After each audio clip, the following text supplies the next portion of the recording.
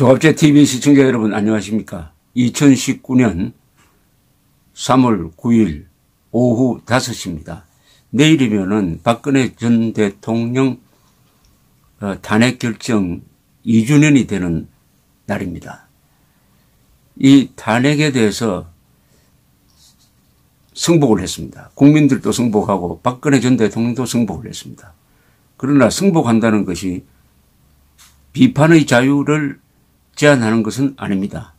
승복하는 것은 그 탄핵 재판이 내용상 옳았다는 것이 아니라 그것이 법률적 효과를 발생한다는 것을 존중한다는 뜻입니다. 그러나 탄핵 재판 그리고 그 뒤에 있었던 박근혜 전 대통령에 대한 수사는 헌법과 법률 정신을 위반한 점이 너무나 많습니다. 거기에 대한 토론은 자유로워야 합니다. 지금부터 제가 박근혜 전 대통령의 탄핵에 대해서 비판적 의견을 소개하는 것도 바로 이런 토론의 자유가 제한되어서는 안 되고 역사적으로 그리고 법학적으로 이 탄핵 사태는 반드시 친밀하게 토론되고 논증되고 그리고 많은 책과 논문을 통해서 검토되어야 합니다. 여기서 발생했던 문제는 그 뒤에 제도적으로 보완되었어야 하는데 전혀 그런 움직임이 없습니다. 실패로부터 교훈을 받지 못하고 있습니다. 이번 탄핵 사태, 전번 탄핵 사태를 보면은 대통령제를 제대로 갖추려면 반드시 부통령이 있어야 되겠다는 생각이 듭니다. 그래서 대통령 권한 대행을 선출된 부통령이 해야지 선출되지 않은 국무총리가 했을 때 여러 가지 문제도 알 수가 있었습니다. 등등. 그런데 이 탄핵 사태에 대한 많은 사람들이 비판이 있었습니다. 당시에 김평우 변호사를 비롯한 박근혜 대통령 측 변호인들의 주장이 있었습니다. 그런데 어떻게 보면은 가장 의외로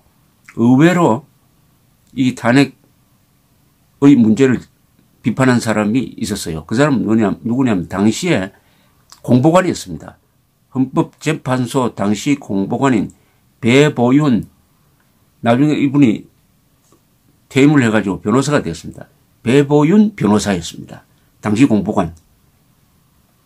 이분을 인터뷰한 기사가 작년에 한번 실린 적이 있습니다.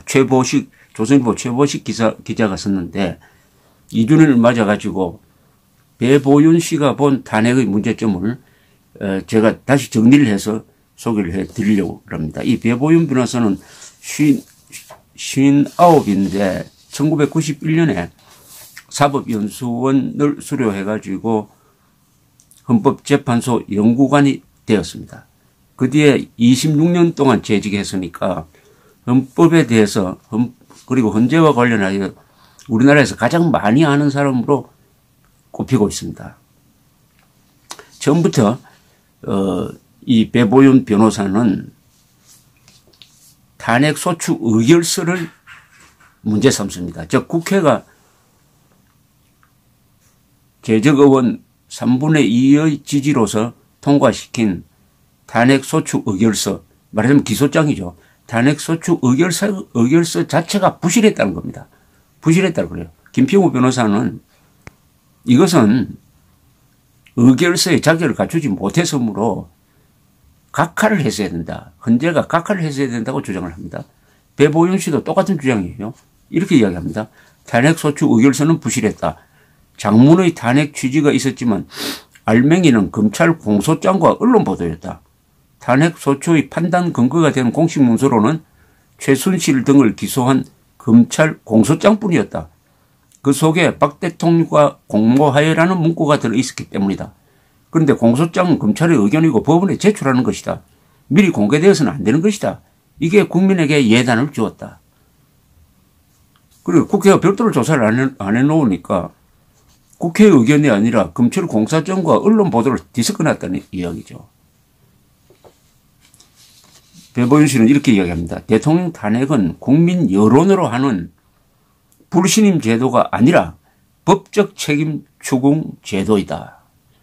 직무와 관련하여 내란 외환죄 같은 중대한 헌법 및 법률 위반을 했고 거기에다 선출된 것을 뒤엎을 만한 국민의 신뢰를 저버렸을 때 탄핵이 가능하다.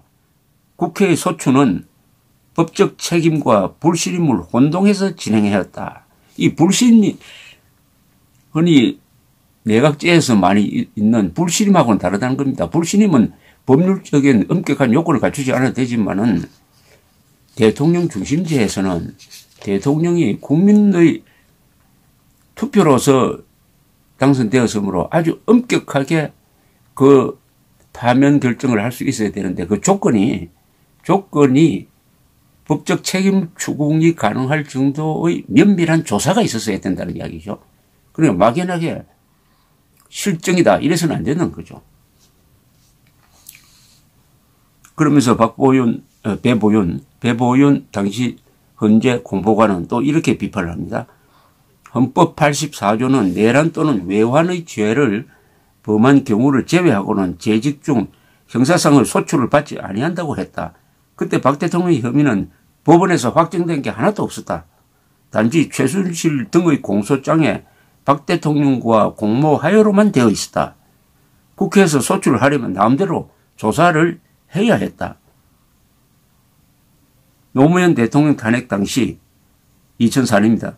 미 하원에서 탄핵 의결한 닉슨 대통령의 사례를 연구를 했는데 그 탄핵 소추 의결서는 300쪽이 훨씬 넘었고 하원에서 자체 조사한 증거들과 개별 의원들의 의견이 담겨 있었다. 미국에서는 국회가 별도로 조사를 했다는 겁니다. 한국 국회는 별도 조사를 하지 않고 검찰 공소장과 아직도 그 혐의가 확정되지 않는 거죠. 그다음에 언론 보도 얼마나 많은 과장 보도가 있었습니까?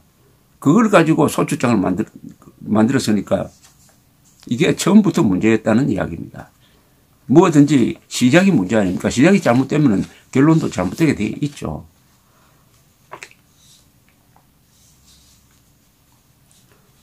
기자가 이렇게 물었습니다. 대통령과 공모하여라고 나오는 최순실 등의 공소장으로 대통령 탄핵 심리에 착수한 것은 적법한가라고 물으니까 배보윤 씨는 이것도 비판적으로 이야기합니다.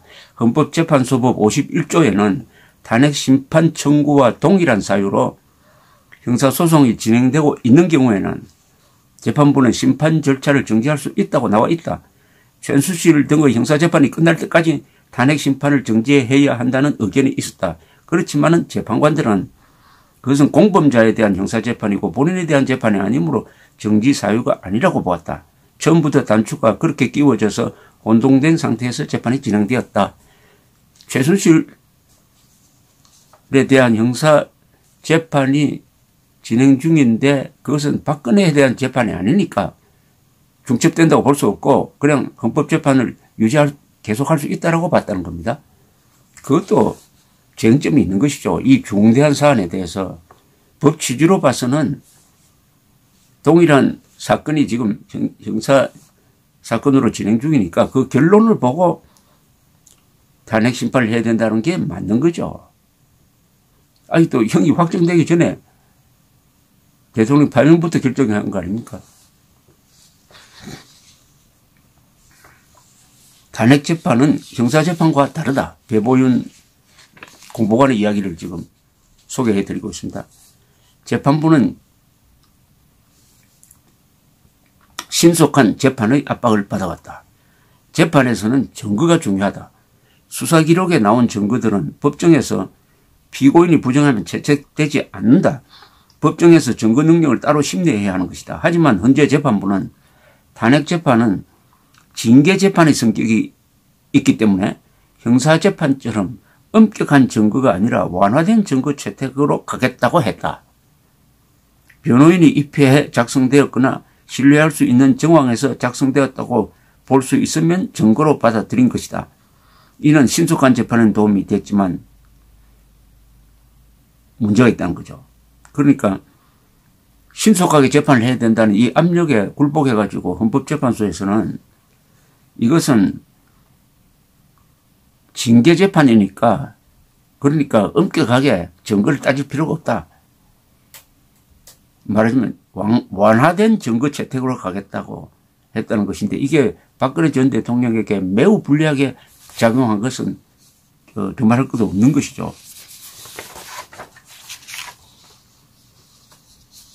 그런데 배보윤 씨의 이야기는 이것은 엄격한 법적 재판이 이루어졌어야 했다는 겁니다.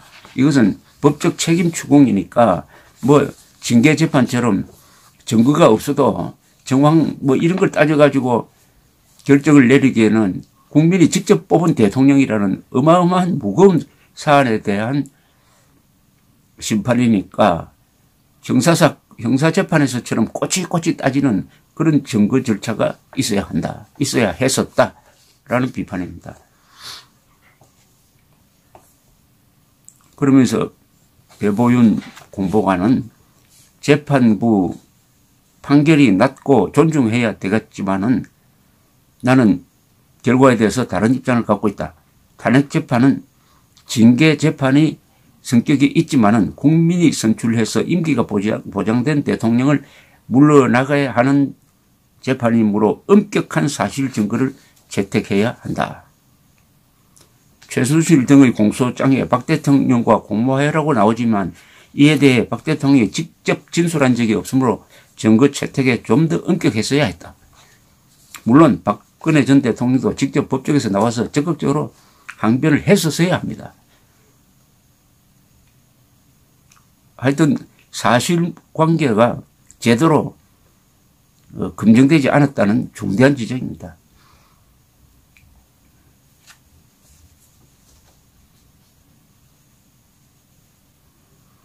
재판이 길어지면 박 전 대통령이 식물 상태로 임기를 다 채우며 탄핵심판의 효과가 없다는 반발이 있었지 않느냐는 기자 질문에 대해서 배보윤 당시 공보관은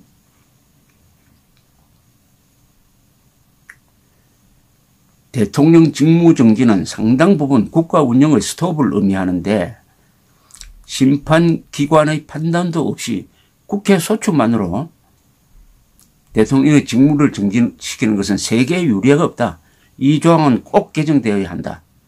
닉슨은 미국 하원에서 탄핵 소추가 되었지만 직무를 계속해 오다가 1년쯤 지나 일반 법원에서 유죄가 나올 것 같아 사퇴를 했다. 그러니까 우리 대통령을 직무 정지시키려면 국회의 의결로서만 충분한 것처럼 되어 있는데 이것은 문제가 많다는 겁니다. 그러니까 앞으로 국회에서 3분의 2 의석만 차지하면은 어떤 대통령에 대해서도 일단 탄핵소추를 할 수가 있습니다. 그러면은 대통령을 직무 정지시킬 수가 있어요. 이것은 헌법의 굉장히 큰 구멍인데 이것을 바로잡는 이건 또 다른 헌법 개정을 통해서 이루어져야 됩니다. 그런 노력이 부족하다 이거죠.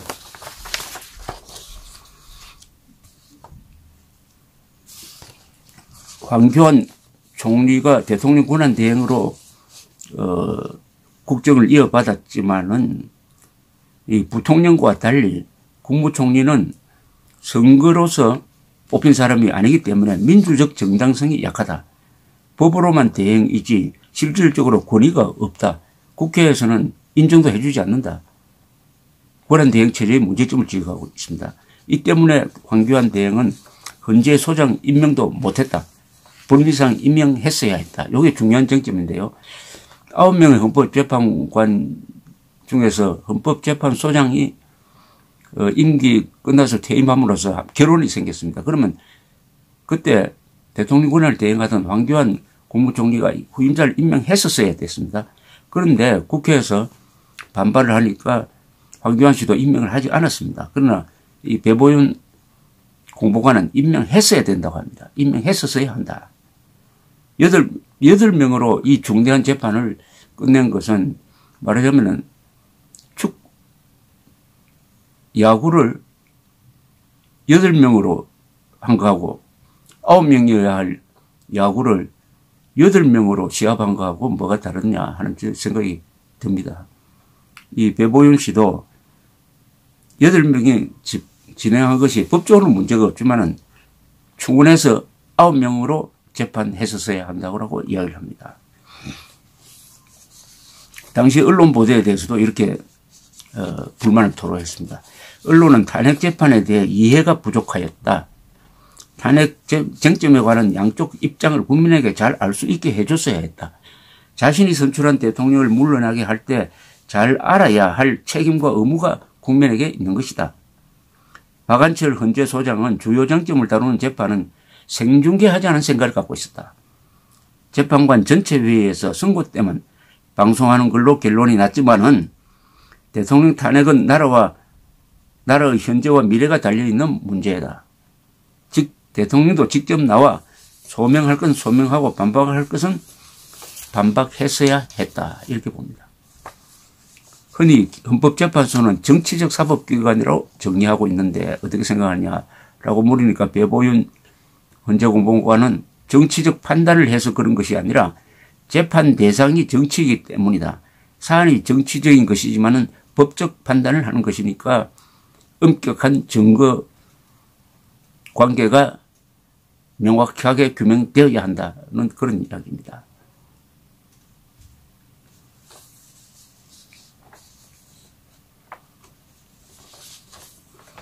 탄핵되는 순간 박 전 대통령은 모든 것을 잃었다. 그런데 그를 구속시키고 죄수복 차림으로 재판받게 하는 것이 과연 옳았는지 의문이다라고 물으니까 배보윤 씨는 형사재판은 불구속 재판이 원칙이다. 지금이 조선시대인가 잡아넣는 식으로 해결해서는 안 된다. 재판을 일주일에 4번 밤 10시까지 했던 것은 말이 안 된다. 재판을 왜 정치 일정에 맞추는 거야. 이 인터뷰를 전하면서 최보식 기자는 마지막에 그 인터뷰는 너무 늦었는지 모르나 기록은 남겨두어야 할 것 같다라고 덧붙였습니다. 작년에 헌법재판소는 창립 30주년 기념으로 만든 헌법재판소 결정과 대한민국 변화라는 책자에서 이렇게 썼습니다. 박근혜 전 대통령의 탄핵 심판 선고는 촛불 집회의 헌법적 완결체, 역사의 도도한 물결에 법적 인정 도장을 꼭 눌러준 것이라고 자평을 했는데 이거 한마디로 줄이면 임의재판했다는 이야기 아닙니까? 촛불 집회와 헌재의 심판은 연결되면 안 되죠. 헌법재판은 헌법과 법률에 의해서 냉정하게 증거에 의해서 사실에 의해서 이루어졌어야지 여기 촛불 집회 이야기가 왜 나옵니까? 바로 박근혜 전 대통령의 탄핵이 언론의 선동과 국회의 아주 게으른 사실조사 그리고 헌법재판소의 허둥지둥한 졸속 재판 결과에 의한 것이라는 주장에 힘을 실어주는 것이 바로 배보윤 당시 공보관의 아주 값진 증언이었습니다. 이것은 역사의 기록에 남을 것입니다. 감사합니다.